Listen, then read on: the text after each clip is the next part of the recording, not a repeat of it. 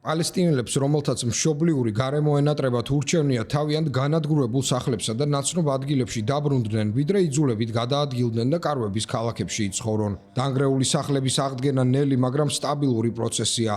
ამანი ჰალავას, რომელიც ჩრდილოეთ ღაზაში, კერძოდ ჯაბალიაში, მრავალთვიანი იძულებით გადაადგილების შემდეგ საკუთარ სახლში დაბრუნდა, მხოლოდ ნანგრევები დახვდა.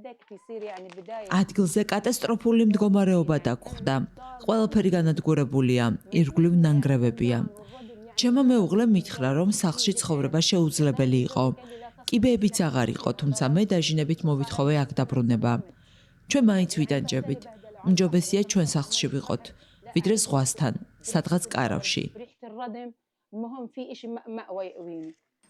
მიუხედავად იმისა, რომ წვიმებისა და ზამთრის სეზონი ახლოვდება, მან და მისმა მეუღლემ მოჰამედმა საკუთარ განადგურებულ სახლში დაბრუნება არჩიეს ზღვისპირას კარვებში, სიცივესა და წყალმოვარდნის საფრთხის ქვეშ ცხოვრებას.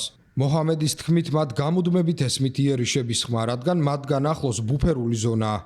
თუმცა აქაურობის დატოვებას არ აპირებს მაშინაც კი თუ ახლოს რაიმე საფრთხე გაჩნდება. მის მეუღლესაც ურჩევნია ნანგრევებში დარჩეს, ვიდრე ისევ კარავში იტანჯებოდეს. ცხადია, რომ არავითარი ზავი არ არსებობს. ჩვენ ყვითელ ხაზთან ძალიან ახლოს ვართ. ის დაახლოებით 500 მეტრის დაშორებითაა. ყოველ დღე, ყოველ წუთს ისმის დაბომბვის ხმა.